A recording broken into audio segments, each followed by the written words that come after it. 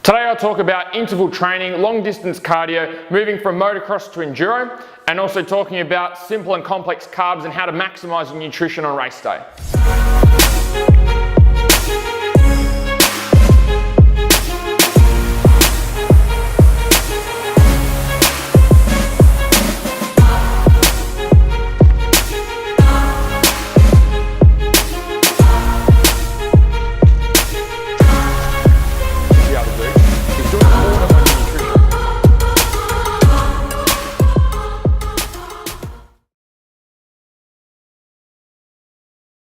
Hey guys, welcome to MotoFit TV, up to episode number 12.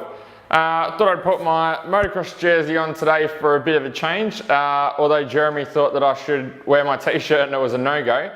So if you do like my jersey, make sure you like the video so I know that I've got your support. It's just for today. I thought I'd mix it up a little bit. So what's our first question for today, Jeremy? Elliot asked, you've spoken about doing interval training for motocross because motocross races aren't endurance athletes, but what about enduro races? Good question. So interval training is for, the thing you need to be able to look at, Elliot, is that the interval training we're doing is replicating the intensity. So when you're out, whether you're doing enduro, whether you're a solo racer, whether you're a speed car driver, sprint car driver, a motocross racer, whatever it is, there's variations in intensity from point to point. You're not working at 100% intensity for a full 15, 20 minutes, half hour. There's fluctuations in intensity. So for example, if you're going into a rough corner and you've got a shit ton of braking bumps, those braking bumps are going to take a heap more effort from you than actually going around the corner, okay, or floating through the air over a jump. So although you may be putting in maximal effort, the level of physical exertion is constantly fluctuating. The level of intensity and physical demand is fluctuating. So the same for enduro. So if you're moving from motocross to enduro, you're still going to have those fluctuations. Even though with enduro, you might not be riding as hard as what you would be in a motocross race, obviously because the event's longer, those fluctuations are still there. So that's what the interval training helps to work with. In terms of the length of the moto, that comes down to strength. So you need to be able to work on getting stronger because the strength is actually what gives you the endurance. So think about, number one, how much your bike weighs, and then add your body weight on top of that. So if your bike's 100 kilos and you weigh 80 kilos, that's 180 kilos you now need to throw around for 4 hours. It doesn't matter how long you ride your cycling bike for, how much you swim, how long your runs are, it's not going to allow you to throw that 180 kilos around any easier for an extended period of time. The strength will. So the strength component of your training is what actually gives you the endurance. The interval training is what mimics the intensity and the fluctuations in intensity and effort out on the track. So it's important to distinguish between those two. The strength builds the endurance, not endurance itself. Okay, because the difference between you and a cyclist and a runner or a rower, okay, is that a cyclist has a 5 or 10 kilo bike, a runner just has their body weight. You're actually working with 180 kilos, you've got a 100 kilo bike. So strength is the priority. Then we work on the interval training. So I would eliminate all the longer distance cardio and get rid of all that stuff because the strength is what gives you the endurance.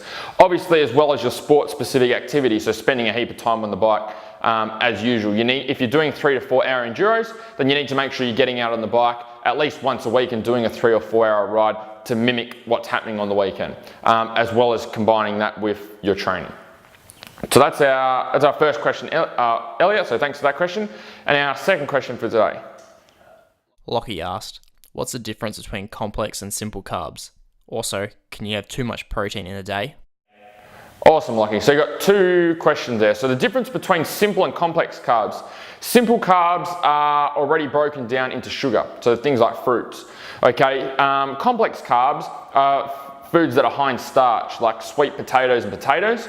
The starch is then broken down into a sugar which the body can use as energy. So your complex carbs take 3 to 4 hours to get to that process to break it down into a sugar that's actually usable as energy, whereas with the fruits already broken down into sugar, it's much easier to digest and use as energy a lot quicker. Because with the complex carbs, they take that time to digest and break down and convert into energy, into glucose, is what starts to happen is they're a lot more sustainable, so it gives you a lot more long-term energy but not as rapid, whereas the simple carbs like the fruit is more of a rapid type energy, doesn't last as long because it's so easily digestible and usable. So they're the two things to be able to focus on there. So we want to be able to make sure that we've got our simple carbs before riding and racing 45 minutes before, complex carbs lunchtime, the morning of, and the night before. Or if you guys are after help with this stuff, we're opening up spots for our motorsport development program, which will be kicking off in a couple of weeks.